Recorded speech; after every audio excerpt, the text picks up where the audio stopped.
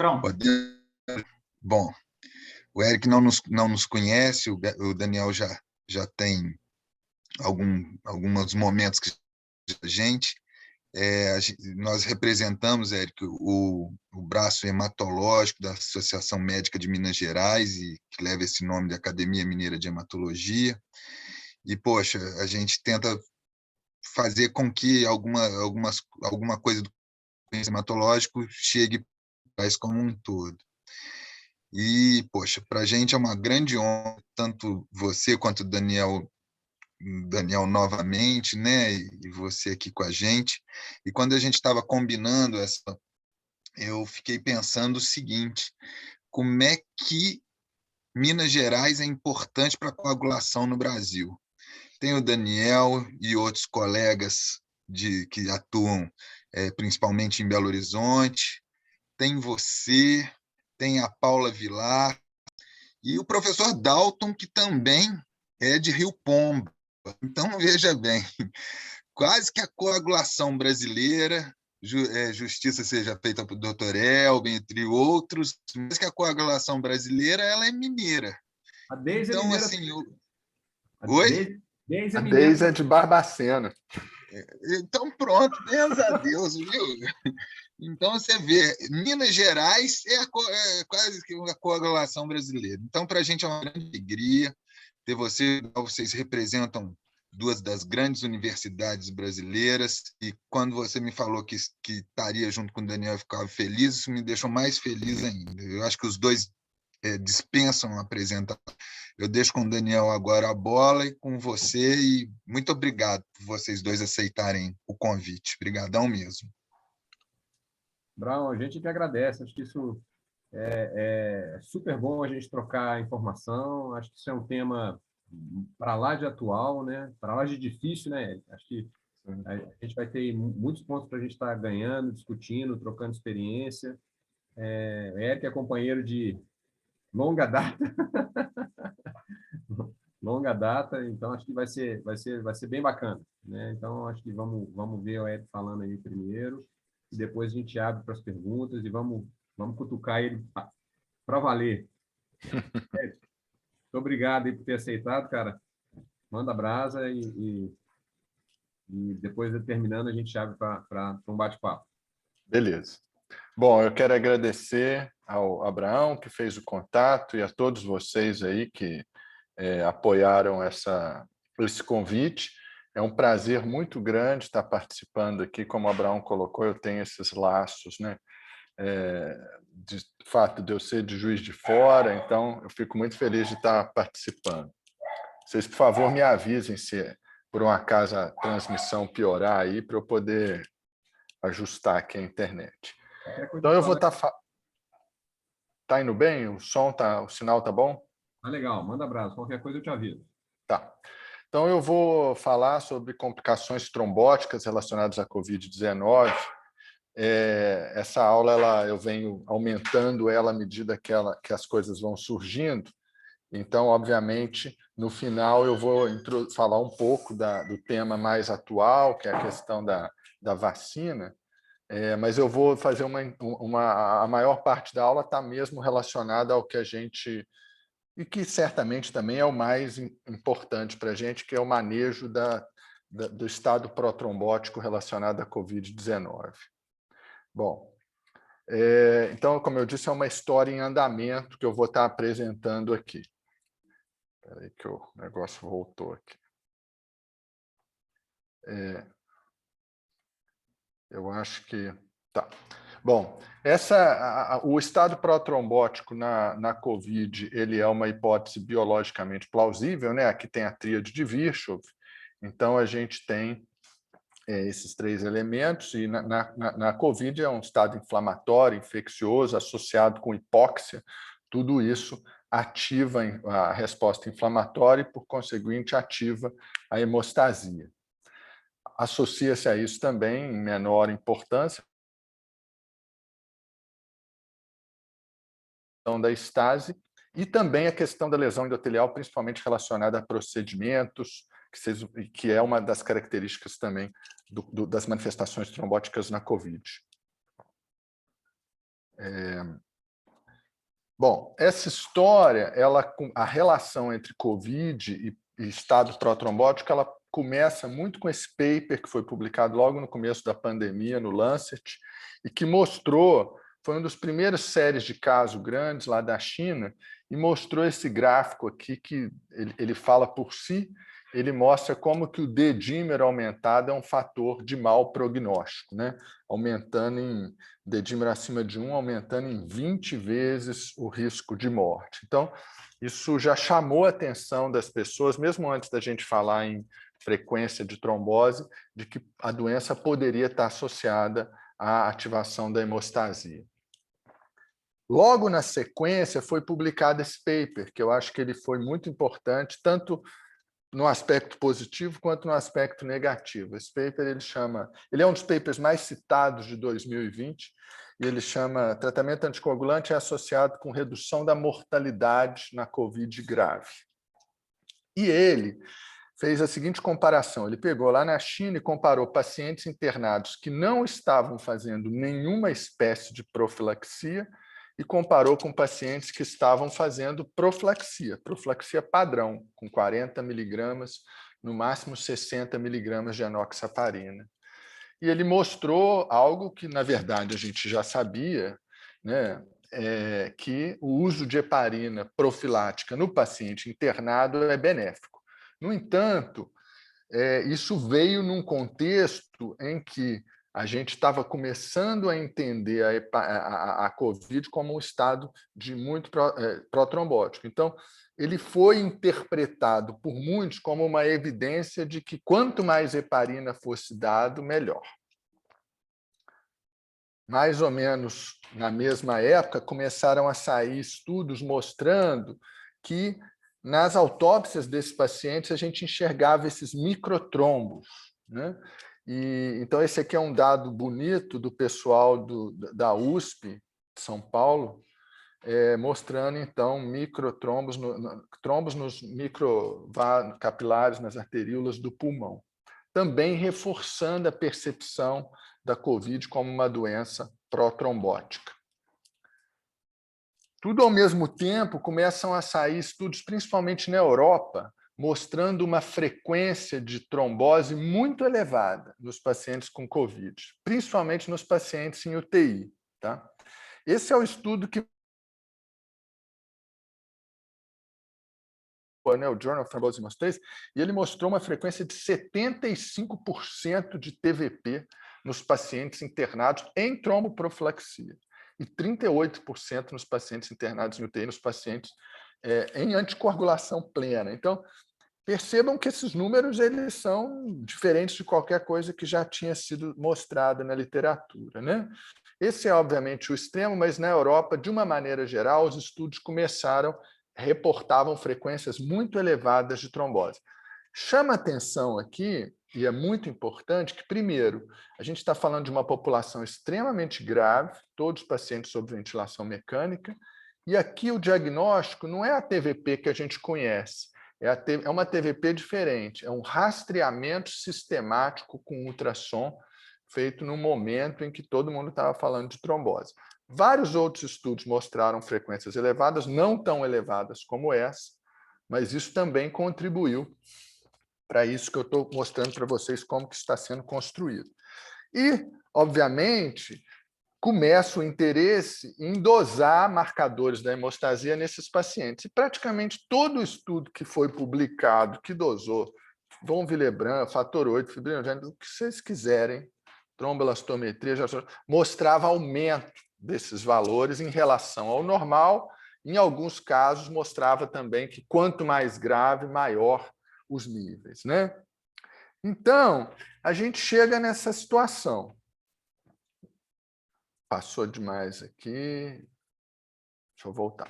A gente chega nessa situação, então, que a gente tem esses 4 elementos, né? O dímero D, que é um marcador que a gente sempre associou com TVP e TEP, trombose na microcirculação pulmonar, sugestão de que a heparina melhora a sobrevida, e tudo da hemostasia está ativada. Você junta isso com medo, com a nossa ignorância naquele momento, e com a tendência do ser humano de querer achar algo que seja uma saída.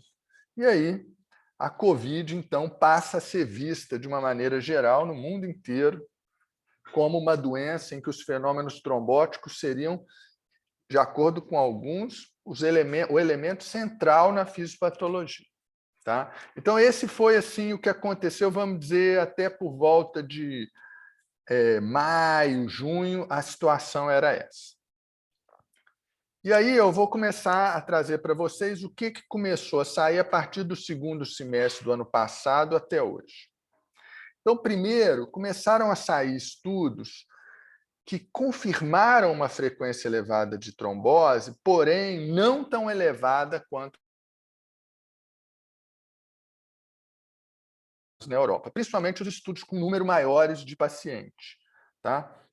Então, eu trago só esse aqui, que é um paper publicado na Blood, logo em 2020, com 400 pacientes, e ele encontrou uma incidência cumulativa de TVP ou trombose de 3,5% no paciente internado na enfermaria e de 10% no paciente internado na UTI, que é compatível com o que a gente já via antes, né, em pacientes graves. Né?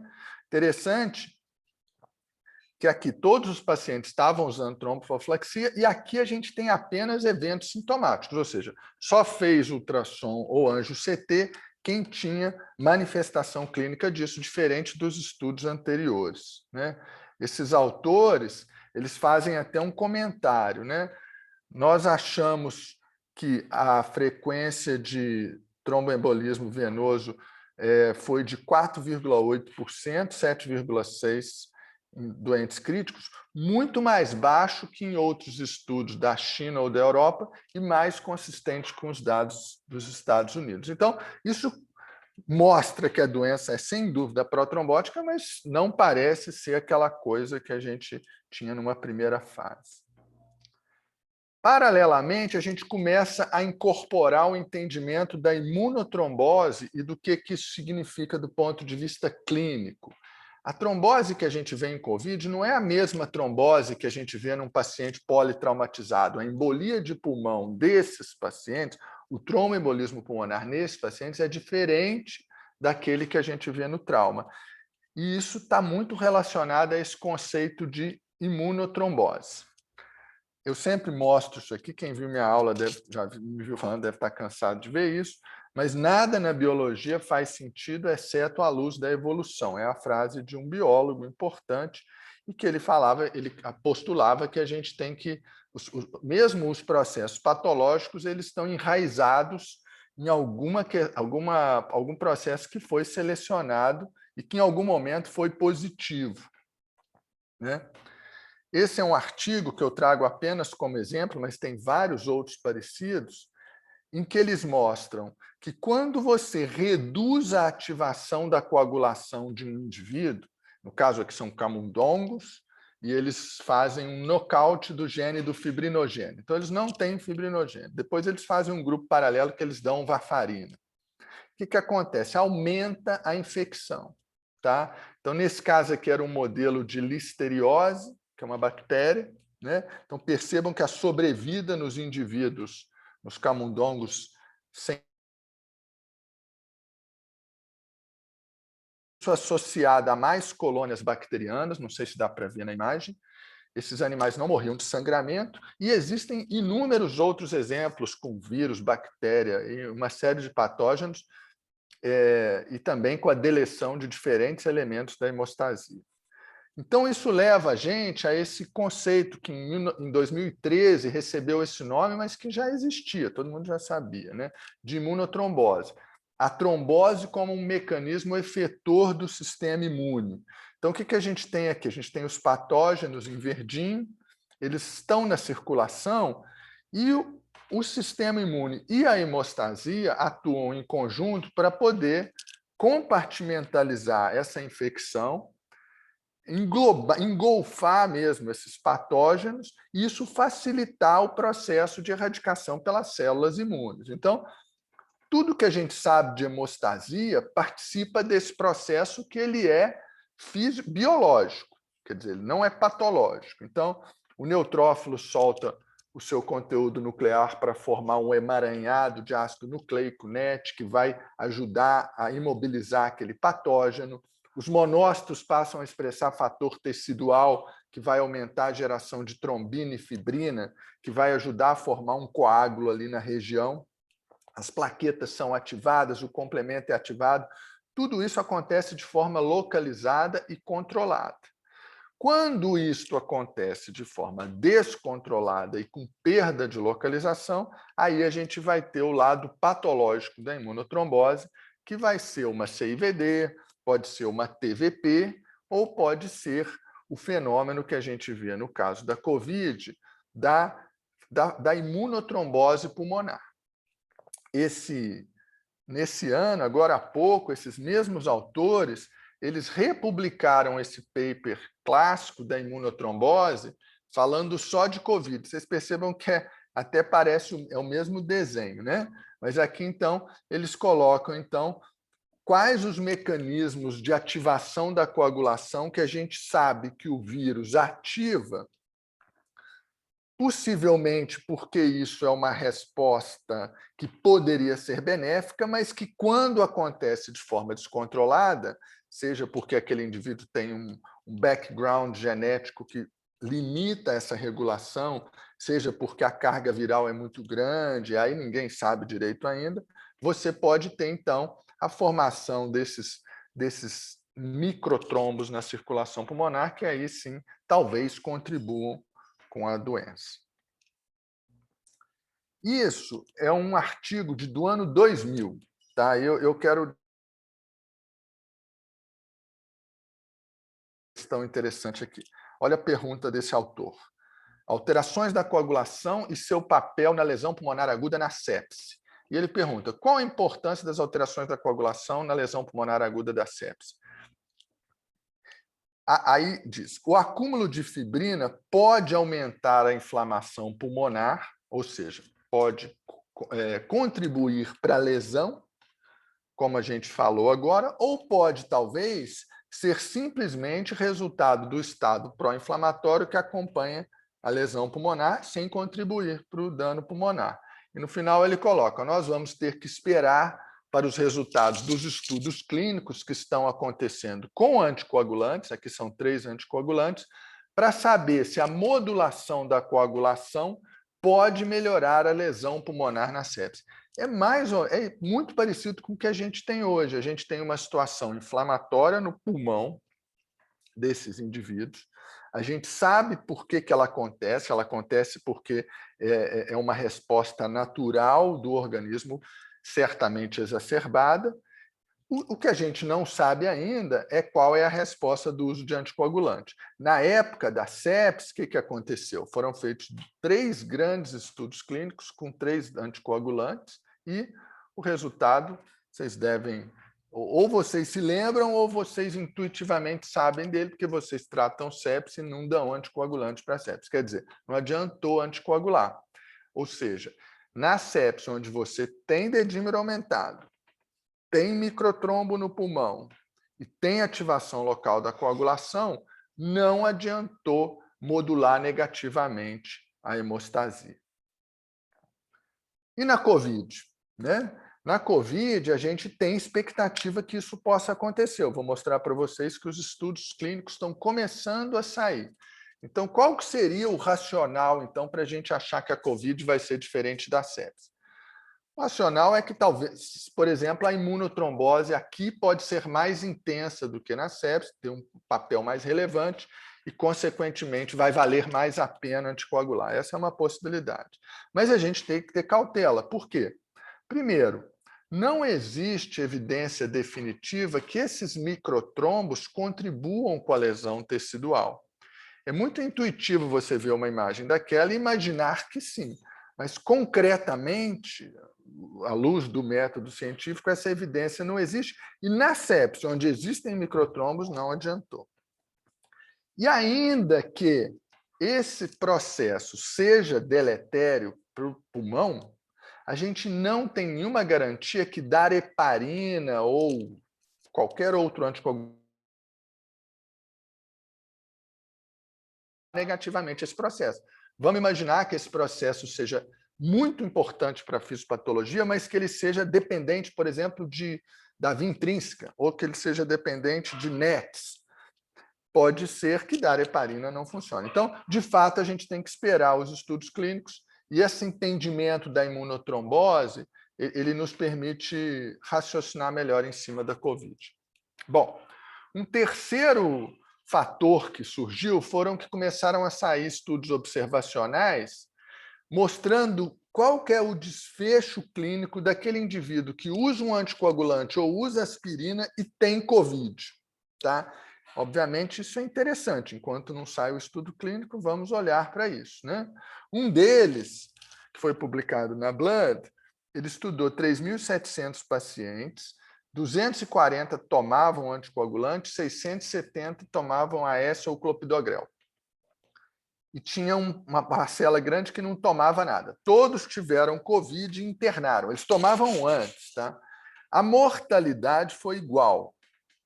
A taxa de ventilação mecânica foi igual e a taxa de necessidade de admissão hospitalar também foi igual. Então, nesse estudo observacional, o uso de anticoagulante não modificou. É óbvio que é um estudo observacional. Houve outros, tá? Por exemplo, neste aqui, que saiu no JACC, já achou um resultado diferente. Então, aqui ele estudou pacientes só hospitalizados, naquele anterior tinha pacientes ambulatoriais, tá? E ele mostrou que, na casuística dele, o uso de anticoagulante prévio estava associado a um benefício de sobrevida. E esse aqui, que foi publicado mais recentemente, encontrou um resultado parecido relacionado à aspirina. Quer dizer, o uso de aspirina estava associado a um benefício de sobrevida, mas há outros que eu não mostro aqui que encontram resultados contrários. Então, no fundo, esses estudos observacionais eles não resolveram a questão, mas eles também não confirmaram de forma uníssona que usar um anticoagulante era bom para a COVID. E aí, finalmente, começam a sair agora, em 2021, os primeiros estudos clínicos que eu vou mostrar para vocês, o que a gente já tem aqui. Então, o primeiro resultado de estudo randomizado controlado, que comparou anticoagulação padrão com anticoagulação plena, foi esse. Ele não está publicado ainda, ele foi liberado, nesse caso, é um preprint, tá? E esse aqui ele comparou em pacientes internados em UTI os dias em que esses pacientes ficavam sem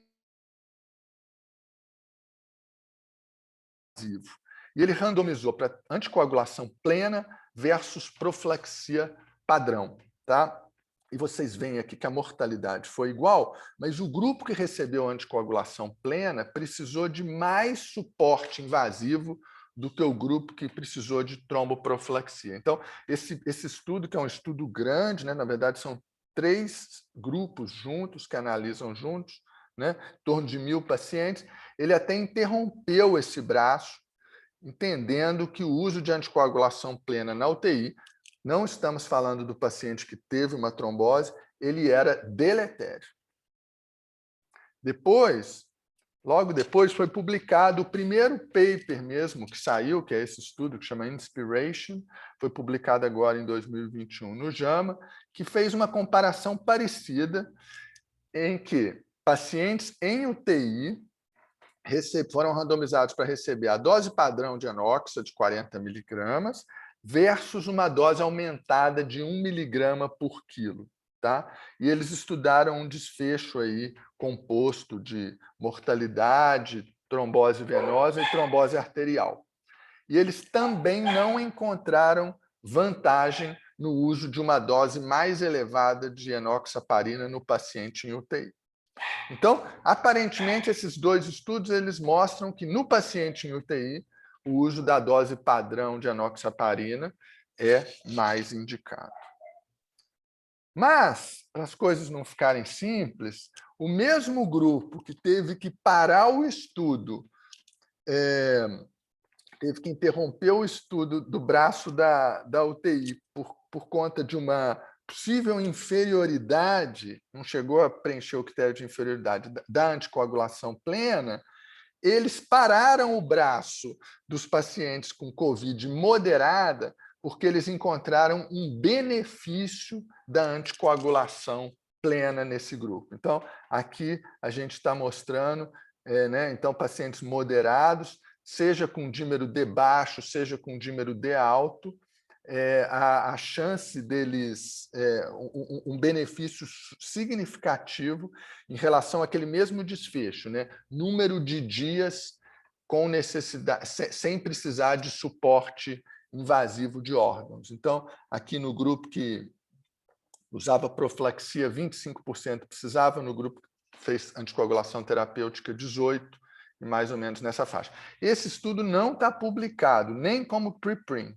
Isso aqui, na verdade, eles divulgaram um PowerPoint da apresentação deles. Na época, agora, na pandemia, a gente tem várias maneiras diferentes de divulgar. Então,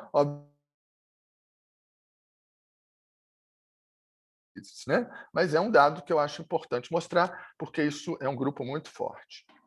As coisas vão melhorar porque a gente vai ter muito resultado saindo aí nos próximos semanas e meses, Então, essa é uma revisão publicada recentemente também, não dá para ver aqui, mas cada azulzinho desse aqui é um estudo clínico sobre algum tipo de droga antitrombótica em COVID. Então, um antiplaquetário, uma heparina, um DOAC, em diferentes populações. Então, vai sair muita coisa. A gente já pode antecipar que não vai todo mundo concluir a mesma coisa, mas, com certeza, a gente vai ter mais dados. Só que, nessa mesma revisão, eles mostram essa figura que eu acho muito interessante, que é como que grupos específicos, subgrupos específicos e relevantes, como, por exemplo, indivíduos com insuficiência renal, obesos, gestantes, eles estão subrepresentados ou não representados nesses estudos. Então, para esses grupos aqui, onde tem a bolinha vermelha, é sinal que eles foram excluídos dos estudos. Então, percebam, todos os estudos excluem quem tem insuficiência hepática. Metade exclui quem tem insuficiência renal. Gestante, só tem um estudo, que é um de aspirina, que incluiu gestantes. Então, a gente vai ficar meio ainda num território incerto em algumas áreas. Eu vou falar, antes de passar para a vacina, de duas situações especiais, vou tentar ser rápido aqui, que eu já tenho 25 minutos. Uma é o risco de tromboembolismo venoso pós-alta. Também uma situação muito discutida, mas já tem bastante dado. Então, eu trouxe 5 trabalhos, todos muito bem publicados, de casuísticas crescentes, 163, 447, esse aqui de 1877, eles mostram uma frequência de trombose pós-alta, trombose venosa arterial, então inclui infarto, AVC, em torno de 2,5%, e um risco de tromboembolismo venoso de 0,6%, que é muito semelhante ao risco de tromboembolismo venoso que a gente vê nos grupos placebos dos estudos que estudavam trombose pós-alta hospitalar. Então, uma frequência alta, mas não mais alta do que o esperado em outras situações. Esses 2 estudos aqui eu achei importante detalhar um pouco mais. Esse aqui acabou de ser publicado em abril, no JAMA Internal Medicine. Eles pegaram dados, então, de uma coorte de 220 mil pessoas que fizeram PCR.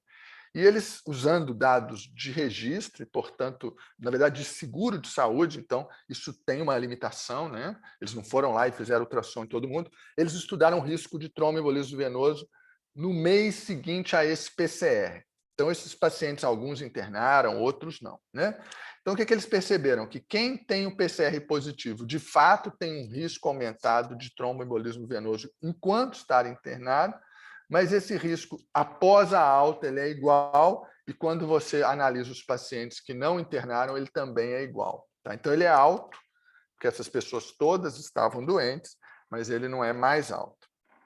Já esse grupo aqui, que é um grupo forte, dos Estados Unidos, eles analisaram 4.906 internações e eles analisaram, então, o pós-alta dessas internações. Eles encontraram uma frequência um pouco mais alta, de 1,5% de trombose venosa e 1,7% de trombose arterial, e num subgrupo na verdade, em todos os pacientes, na análise conjunta de todos os tipos de trombose, eles encontraram que quem saiu tomando uma dose de tromboprofilaxia teve menos risco de ter os desfechos. Os desfechos não era só trombose venosa, era trombose venosa, trombose arterial ou morte. Tá? Então, é um estudo também observacional, mas ele traz um resultado um pouco diferente dos outros. E a última coisa, que sempre gera uma dúvida aí, é o que significa esses dedímeros elevados nos pacientes tardiamente. Mas eu vou pular isso, vocês me desculpem, para a gente não atrasar demais e ir para a vacina, senão a gente pode discutir isso na discussão. Então, esse é um resuminho aqui, que eu trago da situação que a gente tem hoje, né? Então, no paciente internado, a gente, obviamente, heparina profilática em todo mundo, exceto se tiver uma contraindicação, isso na enfermaria, e o uso de doses mais altas, fatores de risco adicionais, ele não está baseado em evidências. Algumas instituições dão essa liberdade para o médico, seguindo determinados critérios, dedímero, fatores de risco anteriores, mas, por enquanto, a gente ainda não tem estudos que mostrem que isso é benéfico. O paciente internado em UTI, a dose padrão ela se mostrou melhor do que uma dose aumentada, e possivelmente a anticoagulação plena é deletéria. Para o paciente que está em casa, embora os anticoagulantes façam parte de muitos dos chamados kits COVID, não há qualquer evidência de benefício, sequer de que esse aumento de risco seja significativo. Após a alta, o risco parece ser semelhante a outras pneumonias. Ainda não existe evidência de benefício nos responder, e, com base naquele dado lá dos americanos, talvez haja espaço para uma indicação individualizada em casos muito selecionados de risco muito alto. Em relação ao diagnóstico do tromboembolismo venoso, o uso do screening guiado pelo dedímero tem um impacto incerto, então aquilo que eu falei para vocês, a gente está acostumado a lidar com trombose quando o indivíduo tem clínica. Então, você começar a indicar baseado no dedímero, que isso tem sido feito, inclusive no serviço que eu trabalho, tem que ser interpretado com cautela, né? Mas, obviamente, há uma recomendação para que a gente não deixe de fazer diagnóstico de TEP nesses pacientes e, quando feito, aí sim iniciar a anticoagulação padrão, não há nenhuma discussão.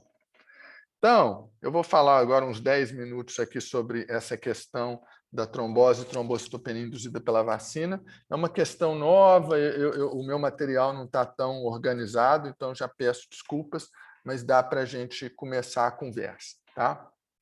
Então, essa é uma questão, né, que foi inicialmente levantada nesse comunicado europeu, do dia 10 de março, quando eles relataram um paciente na Áustria que teve tromboses múltiplas e morreu 10 dias depois de ser vacinada.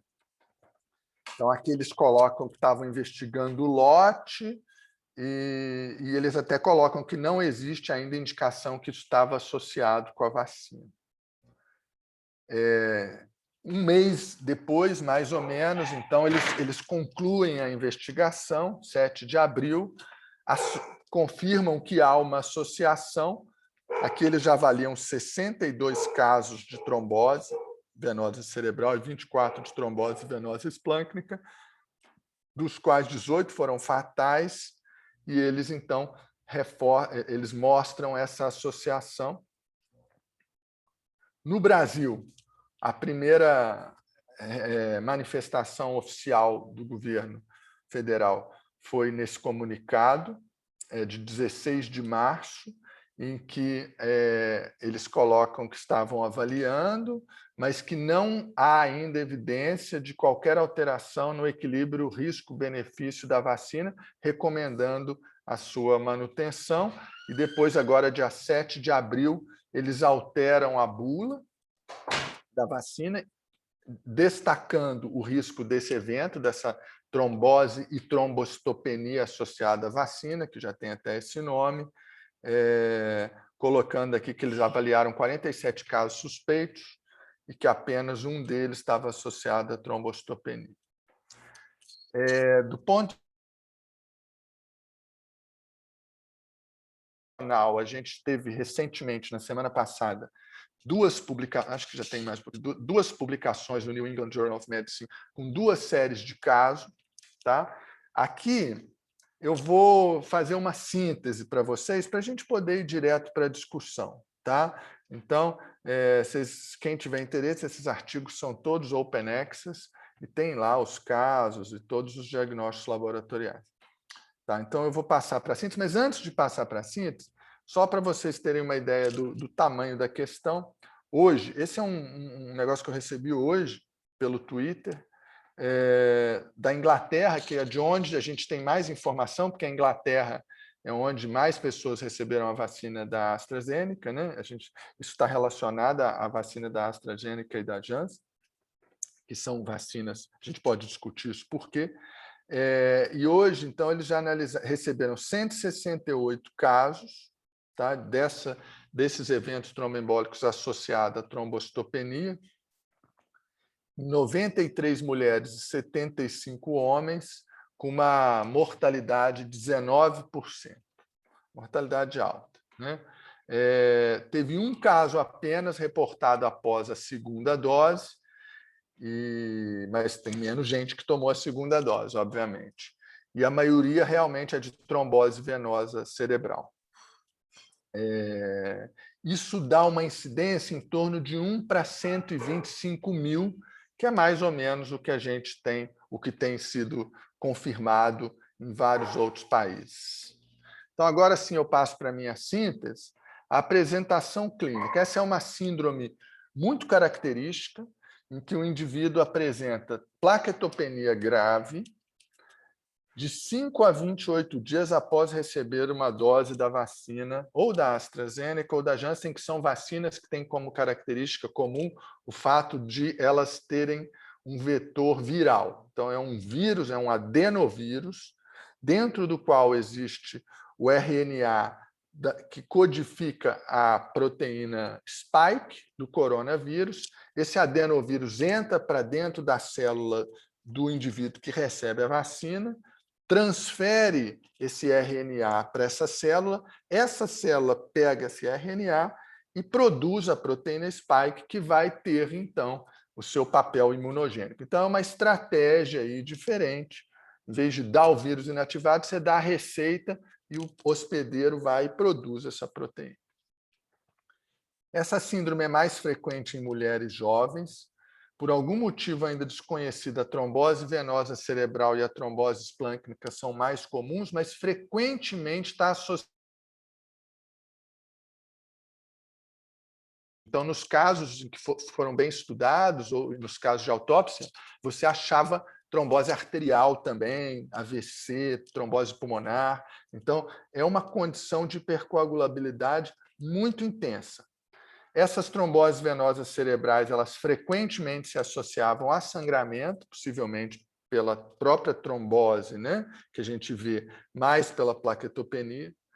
A plaquetopenia ela é mais grave que na trombocitopenia induzida pela heparina, então ela frequentemente cai abaixo de 20 mil, e o aumento do dímero D e a queda de fibrinogênio são muito significativas. Então, é uma síndrome raríssima, porém muito característica e que precisa de ser diagnosticada. O mecanismo, a cada dia saem coisas novas. Aqui eu vou fazer a síntese que eu consegui mais recente. Tá?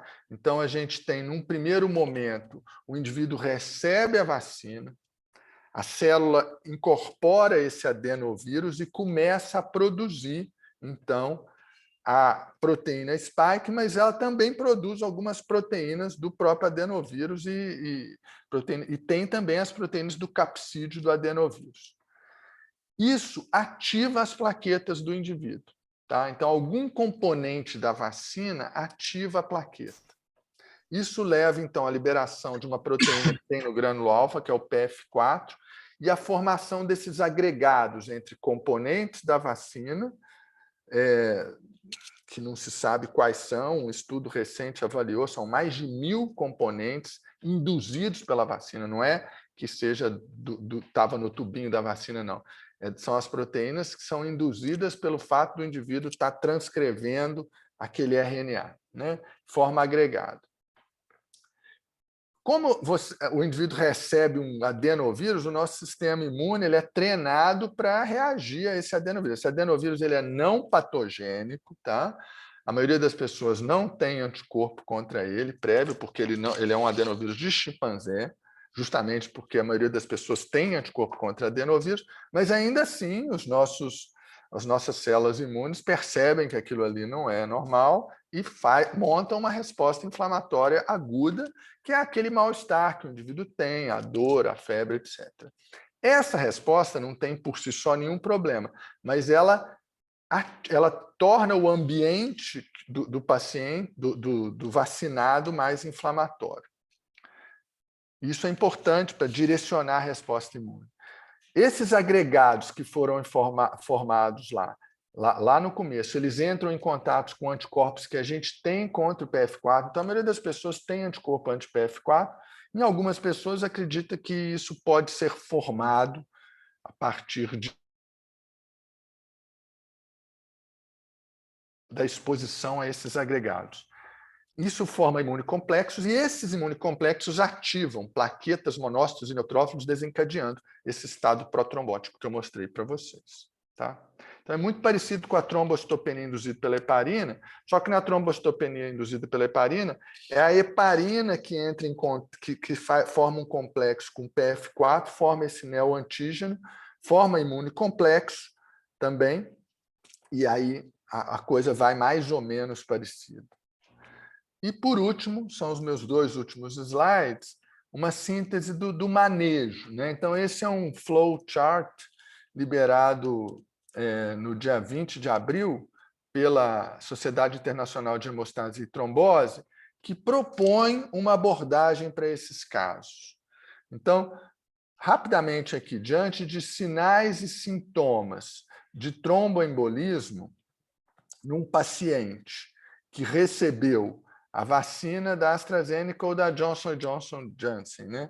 4 a 28 dias antes do surgimento desses sinais ou sintomas de trombose, eles recomendam que seja feita a suspeita clínica de trombose e trombocitopenia induzida pela vacina e que sejam feitos testes. Esses testes são diagnósticos para confirmar se o indivíduo tem trombose por imagem e um hemograma. Tá? Então, se o indivíduo não tem trombose e a plaqueta dele está acima de 150.000, não é essa situação. Mas, se o indivíduo tem trombose e a plaqueta dele está abaixo de 150.000, porque esses casos são invariavelmente associados à plaquetopenia. Tá? Aí você tem uma situação de que pode ser este caso. E aí, o que eles recomendam aqui? Eles recomendam uma avaliação inicial com TP, TTPA, fibrinogênio e dedímero e, se houver disponibilidade, algum ensaio para detecção de anticorpos antifator plaquetário. 4. E aí, os ensaios para detecção de trombocitopenia induzida pela heparina, eles acabam detectando esses anticorpos. Se esses anticorpos forem fortemente positivos, está confirmada a síndrome. Tá? Se eles forem negativos, está descartado, porque é muito intenso essa resposta. Então, eles não vão dar negativo. E aqui tem uma coisa importante. Se você não tem o anticorpo anti-PF4, você pode checar o dedímero, e se ele estiver marcadamente elevado, ele sugere que até 4 vezes, isso é fortemente sugestivo da síndrome, e ele recomenda o tratamento. E aí é importante, né? Hoje eu tive uma discussão na nossa visita da disciplina. Por que falar disso, sendo que é um evento? Falar disso pode ter um efeito negativo, né, de percepção de risco na população. De fato, a gente precisa de achar o equilíbrio entre chamar a atenção da classe médica para esse tipo de síndrome versus passar uma imagem de que isso é muito frequente, porque não é, né? E por que é importante? Porque o tratamento é diferente e estão começando a sair relatos mostrando que esse tratamento pode reduzir essa mortalidade. A mortalidade naquelas séries de casos do New England, ela é em torno de 40% a 50%. Então, não é uma trombose qualquer. Mas se você identificar e tratar, você pode resolver essa questão, às vezes até antes de ter a trombose, se você diagnosticar na fase de plaquetopenia, que pode acontecer. O tratamento é com imunoglobulina. Por que imunoglobulina?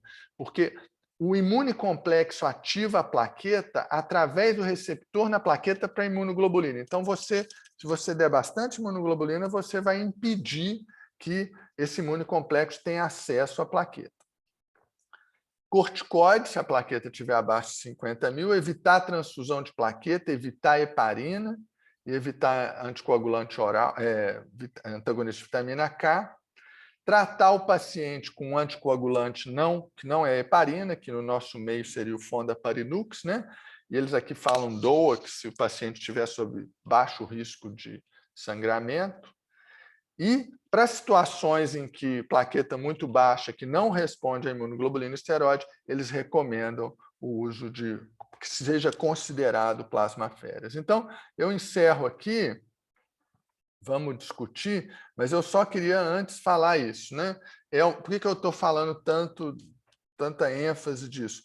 Porque é uma condição muito rara, mas ela é uma condição que, se reconhecida precocemente, ela pode ser tratada e, aparentemente, a história natural dela modifica. No Brasil, a Anvisa e todas as autoridades, todo mundo que eu conheço, não tem dúvida de que a gente tem uma relação risco-benefício favorável à manutenção da vacina. É um evento muito raro e a gente não tem uma situação epidemiológica que nos permita escolher a vacina para determinados grupos etários, né?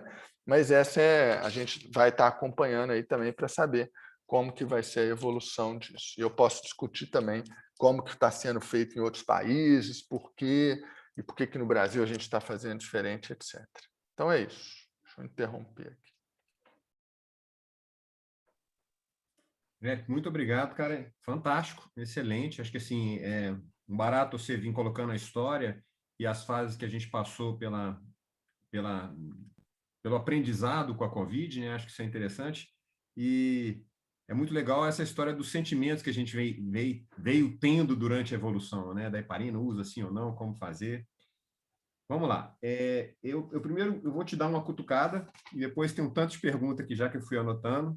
Tem um tanto de gente agradecendo e falando que a aula foi fantástica. Eu vou tentar passar por todas elas aqui, tá? Acho que a primeira é assim, acho que você colocou muito bem a história da imunotrombose, né? E eu não esperaria que nenhum anticoagulante resolvesse a imunotrombose, né? A gente viveu isso com proteína C, com antitrombina, com trombomodulina, com entre outros, né? Tem o TFT1 também, né? Quer dizer, TFPI. Nenhum deles melhorou a mortalidade. Então, assim, é esperar demais que a heparina seja capaz de mudar a sobrevida, né? A gente está falando de uma situação de ativação para lá de complexa, a gente querer dar um tiro num pontinho daquilo ali e fazer com que a mortalidade melhore, né? Não foi uma coisa que passou na minha cabeça. Eu queria saber se você pensa assim também, eu acho, sobre essa possibilidade, quer dizer, sobre essa impossibilidade da gente fazer com que a anticoagulação ela seja capaz de melhorar a sobrevida num ambiente tão complexo igual a gente tem nessas doenças inflamatórias. Eu, no começo, eu tinha uma visão muito negativa também, sabe, da possibilidade da heparina ter benefício, principalmente porque eu tinha acompanhado muito aqueles estudos da sepse, né? Eu também já estudei, vi que tem microtrombo em sepse, então as premissas não pareciam fortes o suficiente para a gente justificar, né? Então, a minha percepção sempre foi essa, embora eu acho que sejam muito importantes esses estudos. Aquele dado daquele consórcio mostrando um benefício nos pacientes moderados, ele, obviamente, levanta a possibilidade de que haja, sim, né? Um pouco aquilo que eu falei. Quem sabe a gente não está falando de uma situação onde a imunotrombose é tão mais intensa que alguma modulação, algum outro efeito da heparina que a gente nem sabe possa ter efeito, sabe? Então, assim, eu infelizmente, eu não acreditava muito nessa história, né? Mas estou aguardando ansiosamente os estudos e, se sair, vai ser muito bom, porque é uma droga barata, né? E que a gente sabe usar bastante, etc. Então, vamos lá. Tem uma outra pergunta que é mais ou menos nesse sentido, do Jorge, e tem um artigo interessante que você não comentou dele, mas você vai ter chance de falar. Ele pergunta da associação da COVID com a púrpura trombocitopênica trombótica, né? Nessa história da gente ter algumas semelhanças de fisiopatologia entre essas alterações da coagulação. Se você comentasse um pouquinho para a gente disso. O Daniel, na hora que você falou um artigo interessante, aí cortou um pouquinho para mim e eu voltei na parte que você falou púrpura trombocitopênica trombótica. Então eu perdi, acho que uma parte da pergunta. O Jorge está perguntando se é possível que exista alguma associação entre isso, né? Sabendo que a gente sabe que essa fisiopatologia, é a questão da fisiopatologia, da gente ter mistura de fisiopatologia entre essas coagulopatias, né? essas microangiopatias, mesmo a SAF catastrófica, né? A síndrome hemolítica urêmica, né? Se eu comentasse um pouquinho. Na COVID, a coagulopatia da COVID, ela não parece ter relação fisiopatogênica com a PTT, com a fisiopatologia da PTT, né? O que você tenha, inclusive os níveis de Adantes 13, tem um outro estudo que dá um pouquinho mais baixo, mas o consenso geral é que não é diminuído, né? Então, não parece ser esse mecanismo, a gente não tem plaquetopenia, não tem hemólise, né? Parece ser uma coisa mais parecida mesmo com o que a gente vê na lesão pulmonar aguda da sepse, com talvez muito mais deposição de fibrina. O entendimento que existe é que o que acontece? Talvez porque você tem uma densidade maior de receptor para o vírus. Então, quando você tem um acometimento, ele é sistêmico. Todas as células têm o receptor AC2, né? Todas as células do pulmão. Então, talvez você tenha uma produção de fibrina dentro desse alvéolo, que é a lesão fundamental da sepse também, só que muito maior, e isso leva a um aumento de dedímero, porque essa fibrina ela é clivada, né? Então, consequentemente, você tem um aumento de dedímero que ele é proporcional à gravidade da doença, à extensão do acometimento pulmonar. Então, a hipótese assim, mais aceita para o valor prognóstico do dedímero é porque ele representa a extensão da lesão pulmonar, e não porque ele representaria o tanto de microtrombos que você tem no pulmão. Tá? Então, quando você tem modelo animal de SARS-CoV-1, em que você tem um aumento muito grande da deposição de fibrina, expressa mais fibrinogênio, diminui a expressão de PAI-1, mesmo de fibrina dentro do alvéolo. A lesão está muito relacionada a isso. Uma pergunta sobre a anticoagulação do Ayrton em paciente com plaquetopenia, né? Como a gente fazia aí para anticoagular esses pacientes que têm plaqueta aí? Ele pôs aqui um exemplo dele de 67 mil, mas a gente vai ter pacientes, às vezes, né, que num estágio avançado de coagulopatia de consumo com 40 mil plaquetas, 30 mil plaquetas e TVP. Né? Como fazer, como proceder nessa situação? O que a gente faz é seguir um pouco daquelas regras, né, dos nossos balizas aí, né, de abaixo de 50 mil a gente reduz a dose pela metade, abaixo de 30 mil, em geral, a gente suspende a anticoagulação. Estou falando de um paciente com TVP, né? Obviamente, o paciente que você ficou plaquetopênico, que você estava dando uma anticoagulação maior, baseado numa premissa de que aquilo poderia ser benéfico, não tem dúvida que é hora de você voltar para o padrão dele, né? Mas a gente segue mais ou menos essas balizas de 30 e 50 mil para suspender ou usar a dose profilática só. Numa gestante, você indicaria uma vacina diferente só pelo fato dela estar gestante? Você optaria por Covid, Coronavac, em vez de Oxford? Olha, essas questões, assim, aqui no Brasil, é complicado falar isso, né? Porque a gente não tem essa disponibilidade, não tem essa... Então, falar isso pode sugerir que a gente está introduzindo uma questão aí. Mas eu acho que as vacinas, né? Por exemplo, no Brasil não tem essa disponibilidade, não tem essa discussão. Então, aqui na Unicamp, por exemplo, surgiu essa dúvida, a gente optou por seguir a recomendação que estava sendo dada, a vacina que tinha no dia. Tá?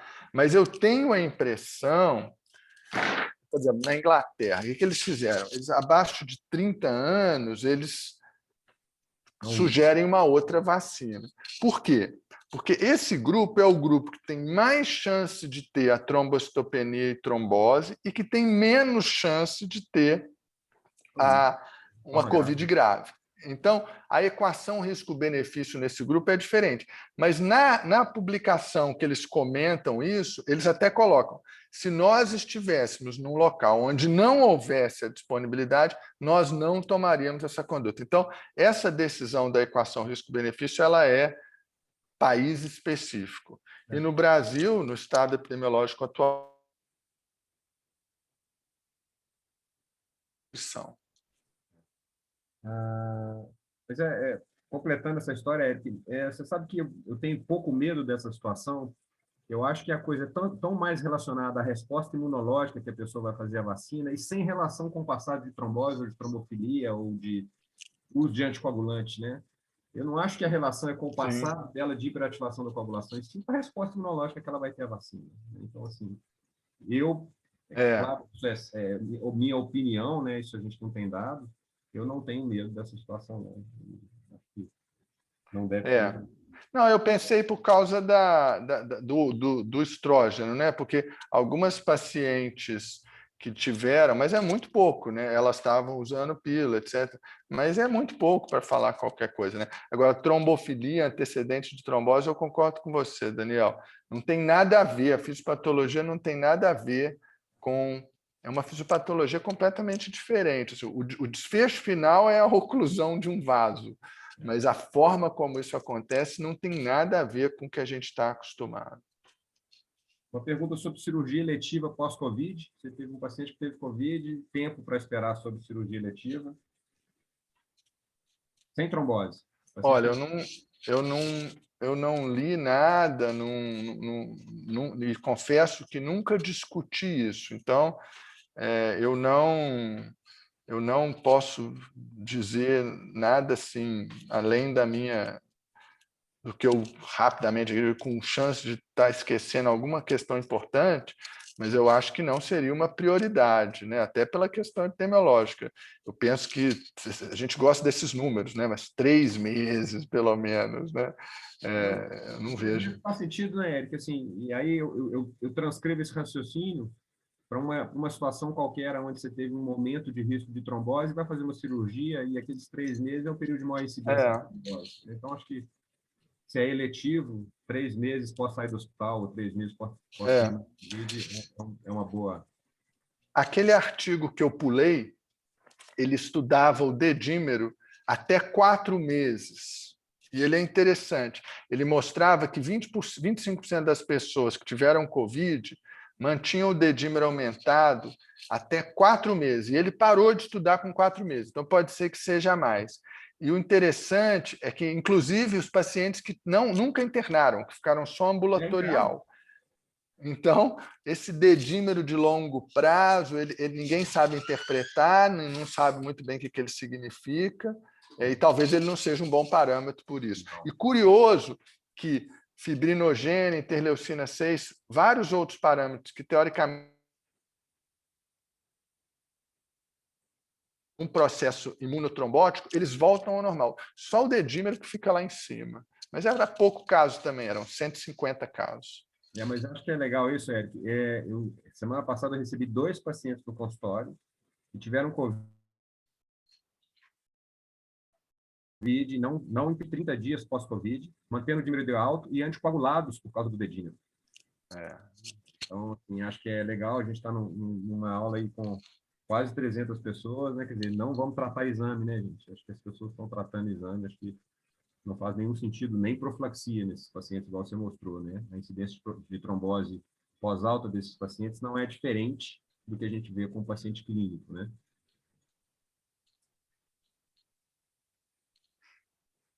Tá ouvindo, travou, Estou ouvindo.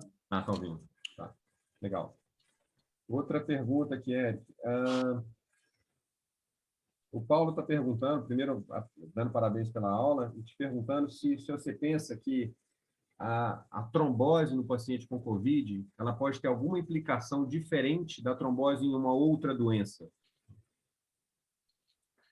Então, eu acho que assim, a embolia de pulmão, o que a gente enxerga, eu vi que algumas pessoas perguntaram aqui, né, quando suspeitar, né? A gente tem suspeitado quando o paciente tem uma piora abrupta mais abrupta do quadro respiratório e, mesmo com todas as cautelas, né, o pessoal lá, quando o dedímero passa de 3.000, eles acabam pedindo tomografia. A gente tem feito muita anjo-CT nos pacientes, então eu acho que não tem tido problema de subdiagnóstico. Talvez o que esteja acontecendo é que vários processos que são, na verdade, imunotrombose, eles aparecem nessas anjo-CTs como trombose subsegmentar. A gente acaba tratando isso com anticoagulação, né? Mas o significado disso ninguém sabe. Por exemplo, na anemia falciforme, a gente tem, durante uma crise de falcização, uma síndrome torácica aguda, você tem também, se você fizer uma anjo-CT, você vai ter lá 25% de pessoas que têm fenômenos que você não sabe o que eles significam. Mas, nesse momento, não dá para não tratar. Então, a gente trata esses pacientes baseado em suspeita clínica mesmo. A Bruna está agradecendo aqui também e perguntando sobre a existência de laboratórios que fazem o anti-PF4. Então, esse teste ele é um teste, certamente, imagino eu que aí em Belo Horizonte, teste que você pode comprar esse kit e colocar nesses equipamentos aí usuais de coagulação, né? Então, as empresas de hemostasia que vendem dedímero, que vendem isso, elas vendem o teste anti-PF4.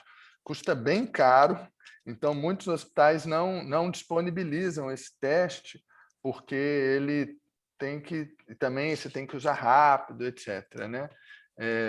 Mas ele é um teste que qualquer laboratório de hemostasia que tem um analisador automático pode implementar. Esse é o teste de pesquisa do anticorpo anti-PF4. Eu não entrei no detalhe aqui, porque para você mostrar que esses anticorpos ativam plaqueta, teria que fazer um teste funcional. Mas naquele fluxograma que a gente mostrou ali, eles consideram que um teste muito forte nesse teste imune, né? Um resultado muito forte, uma densidade ótica muito alta nesse teste, associada a um paciente com plaquetopenia e trombose, já seria suficiente para fazer o diagnóstico. E a vacina, né? Recente, da história. Né? E também tendo tomado a vacina. Uma pergunta sobre dímero em gestante, né? Acho que assim, também já peguei isso, gente tratando gestante com dímero alto, porque teve Covid em casa, né? Então, acho que é deixar claro que não faz nenhum sentido, né? O dímero vai estar alto, né? Outro dia eu discuti com os ginecologistas e eu fui fazer uma revisão desse tema, com os obstetras, e assim, o valor de referência do dímero D na gestação vai até 2.700 em determinadas séries de casos. Então, uma diretriz lá do Royal College of Obstetrics, que eles gostam, né? Ele falava que acima de... para você começar a considerar significativo, o que não quer dizer muita coisa, assim, mas assim, quando considerar significativo, isso não quer, mas para você começar a considerar significativo acima de 2.000, 2.700. Eles até usavam esse número, 2.700 de dímero. Eu guardei esse número. Tiago perguntando sobre o tempo de tratamento de uma embolia ou de uma TVP pós-Covid, confirmada pós-Covid. Eu acho assim que a gente vai sempre ficar naquela coisa dos 3 a 6 meses, né? Eu confesso a vocês que esses pacientes estão sendo tratados pela um ambulatório da pneumo e da infecto que eu não estou participando. Mas os poucos que chegaram para nós por algum motivo no pós, a gente manteve até 6 meses, tá? Por uma incerteza. Geralmente, uma trombose pós um processo infeccioso, 3 meses é suficiente, porque é um evento agudo. Então, eu acho que de 3, assim, ninguém sabe quanto tempo dura esse estado. Agora, o D-dímero elevado, ele não é um determinante. Eu falo, 3 meses vou fazer um D-dímero para ver se eu continuo, né? Esse trabalho que eu mostrei ali, que eu não mostrei, ele até falou que todos os que tinham D-dímero com 4 meses, eles fizeram pesquisa com anjo-CT e não acharam evento trombótico. Então, o D-dímero não parece ser suficiente para te ajudar nessa situação. Mas isso eu acho que a gente vai aprender logo. Outra pergunta da Regina, que é parecida, sobre a questão da gente evitar a vacina da Oxford em paciente falcêmico, mas acho que é o mesmo raciocínio da grávida, né? Caio, o mesmo raciocínio, é um paciente que precisa de vacinar, entendeu? E não é necessariamente... É um evento muito raro, assim. E no Brasil a gente não tem essa opção ainda, né? Tem um caso clínico aqui da CELI, um paciente de 81 anos de idade, pós-vacina da AstraZeneca, 3 semanas depois ele fez uma dispneia aos esforços habituais, um dímero aumentado, sem plaquetopenia. Os autores que estão vendo esses casos, né, baseando só na leitura, né, eles estão dizendo assim, de forma muito peremptória que a plaquetopenia é uma condição sine qua non para o diagnóstico. Então, esse é um paciente que poderia ser tratado de forma usual mesmo, com anticoagulante só. O Paulo fez essa pergunta, acho que você deve ter lido um pedaço dela aí, sobre se existe algum score em paciente com Covid e no CTI para a gente suspeitar mais fortemente de embolia pulmonar. Eu não conheço. Talvez até exista, né? Porque score hoje tem para tudo. Mas, assim, na prática, a gente tem feito um índice de suspeição muito precoce, clínica, e só isso mesmo. A Lê está aqui perguntando aqui. Alê, tá bom, Alê? A Lê está aqui, ó. Considerando que o D-dímero elevado seria a clivagem da fibrina, existe alguma explicação dos níveis de D-dímero muito elevados em pacientes que apresentaram um quadro leve da COVID? A gente tem visto isso também. Pois é. Nesse artigo, eles falam isso, nesse do Journal of Thrombosis Hemostasis que eu mostrei ali. Eles falam que não existe, e eles falam, na verdade, eles falam assim, deve existir, mas a gente não sabe, porque chama a atenção deles. E justamente por causa disso, porque os outros marcadores da coagulação não estavam, e da inflamação não estavam tão ativados. Então, não sei o que pode ser. De produção de fibrinogênio no pulmão, entendeu? Está muito relacionado, a questão do D-dímero na COVID está muito relacionada à indução da expressão disso no pulmão, né? Tem uma vacina sobre MMR aqui, mas acho que aí está fugindo do assunto, sobre MMR, né, que é a tríplice viral lá, né, que talvez possa ter uma imunidade, induzir uma imunidade cruzada, né, mas acho que não é nosso assunto. Eu desconheço. Paciente que apresentou racho cutâneo 4 horas após a primeira dose da Coronavac, daria a segunda dose, acho que tem problema, também não tem a ver com a gente.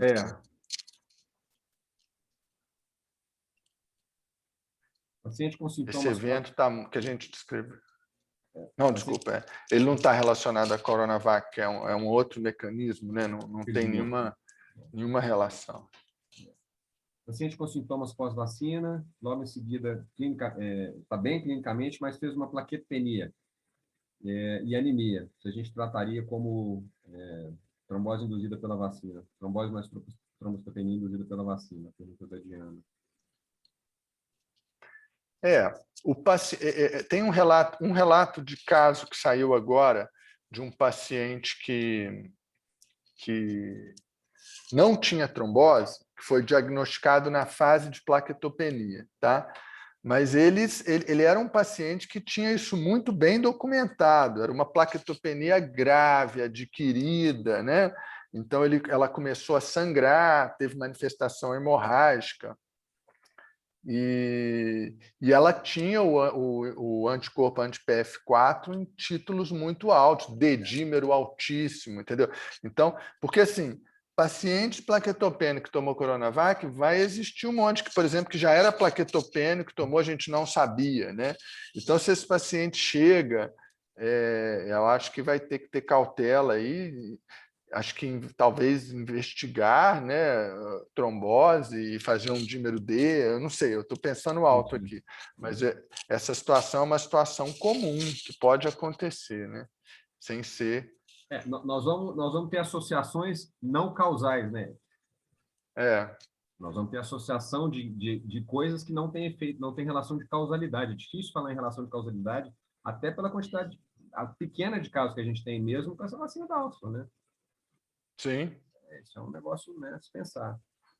Antônio, tá bom? Antônio está colocando aqui, concordando, né, com essa história que a gente de jeito nenhum pode desmoralizar a vacina, né, e esse evento anti-vacina, numa situação onde a gente tem baixíssimo risco de evento, né, associado a essa vacina, mas que realmente é um desafio isso no consultório, né, porque as pessoas perguntam isso o tempo inteiro. Imagino que todos nós devemos estar recebendo aí perguntas sobre qual vacina eu devo usar, já que eu tive uma trombose, né?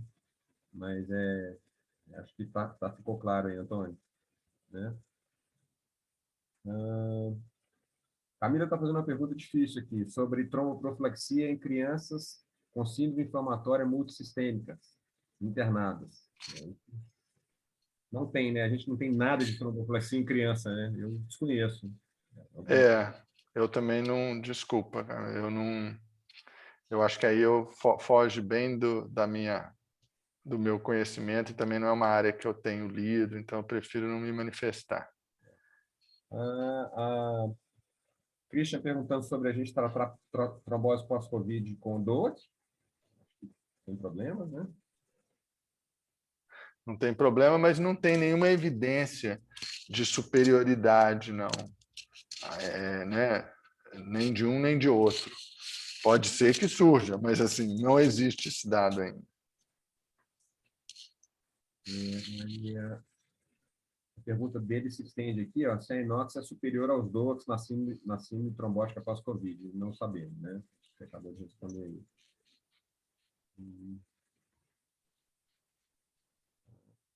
Aqui, ó, soltaram o preço do teste aqui, do PF4. O Nelson colocou para a gente aqui, ó. 3 mil reais quase. 14 dias para ficar pronto.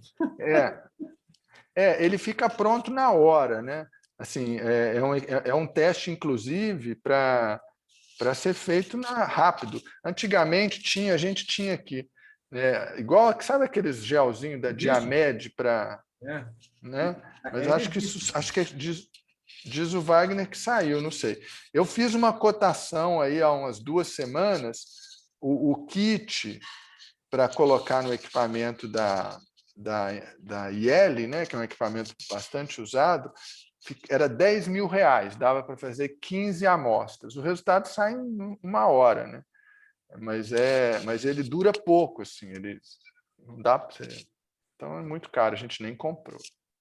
Pessoal, vamos fazer mais 2 perguntas, que já tem 1h30 que nós estamos aqui nesse bate-papo, né? Então vamos lá, tem uma pergunta da Gabriela aqui.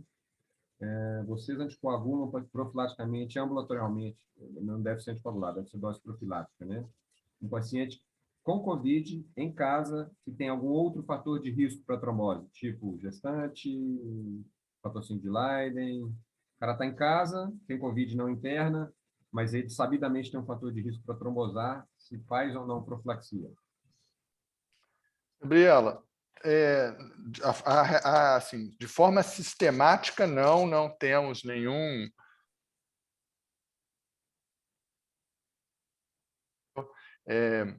É possível que, por exemplo, numa associação, Agora, sem dúvida, são casos que se pode e deve discutir de forma individualizada. Então, talvez uma gestante com uma situação de imobilização maior ou com antecedente anterior de trombose, que talvez já até devesse estar usando uma tromboprofilaxia, né? A gente possa justificar, sim. Mas existe uma chance muito grande de ser um overtreatment, né? Pelo que a gente viu aqui em termos de frequência. Então, não temos feito isso de forma sistemática, não. Mas acho que com bom senso cabe a discussão. Paciente com neoplasia ativa, que está em casa, mais parado, etc., talvez possa. Faz um score Mas seria a exceção. Faz um score de um corona desse cara, por exemplo. Né? E a outra pergunta também é nesse sentido, uma paciente com HPN, mas já fazendo uso de eculizumab e com COVID ambulatorial. Se a gente faz ou não faz profilaxia? A pergunta é boa. É boa, é difícil, né? Acho que sim, mas também vai ser individualizado. Mas seria aceitar. Eu acho que assim, ninguém acharia Nesse caso, não. HPN, né? O pessoal tem mais de 20 perguntas para baixo aqui, mas eu acho que já tem 1h30 que nós estamos quase... Não, 1h20, né? Que a gente está na conversa aí. Queria te agradecer muito pela disponibilidade, pela aula, que foi realmente fantástica. Abraão, João, vocês querem comentar alguma coisa? Cara, foi um prazer. Olha, o que a gente tem é que agradecer demais aos dois, ao Eric pela excelente aula, é só você ver os comentários aí, ao Daniel pela moderação ímpar, como sempre. A gente alcançou aí uma participação próxima a 300 colegas, né? Você vê o índice de perguntas, inclusive eu gostaria de saber se vocês disponibilizariam um e-mail pessoal pelo chat para dar continuidade a essas perguntas que, infelizmente, a gente não teve tempo, né, para colocá-las. Eu coloquei o meu aí no final, eu vou botar aqui no chat também. Ô, João, o meu, a turma, a gente conversa muito pelo WhatsApp, né? Como a gente tem esse grupo grande aí. A gente teve gente do Brasil inteiro aqui, viu? Então, a gente teve gente de Santa Catarina, do Paraná, a gente teve gente de Fortaleza, teve gente do Piauí. Então, assim, a gente conseguiu alcançar aí. Suas aulas, por sinal, daqui a pouco você vai entrar na novela das 8, né? Porque suas aulas sempre batem os 300 participantes. Bom, fico feliz. Maceió, Natal, Aracaju, Sergipe. Que legal. Tá bem espalhado pelo Brasil, porque é um tema que está extremamente dinâmico e um tema extremamente envolvente para a gente, né? Então, a academia agradece demais a presença dos dois. Eric, eu gostaria de um dia poder te ter pessoalmente aqui em Belo Horizonte para a gente poder estender com mais calma todas as questões de coagulação e de Covid, e se Deus quiser, esse Covid acabe, a gente fica mais na parte da coagulação, mesmo e a mineirice toda com a gente aqui. A academia agradece demais a presença, a sua disponibilidade aí, né? O Daniel também, mais um agradecimento, né? Que o Daniel já é participante ativo aqui da academia. Gente, muito obrigado e boa noite. Muito obrigado a todos que participaram. Abraão, muito obrigado. Boa noite. Valeu, pessoal. Valeu, Daniel. Obrigado, Eric. Um abração. Tchau, gente. Tchau, gente.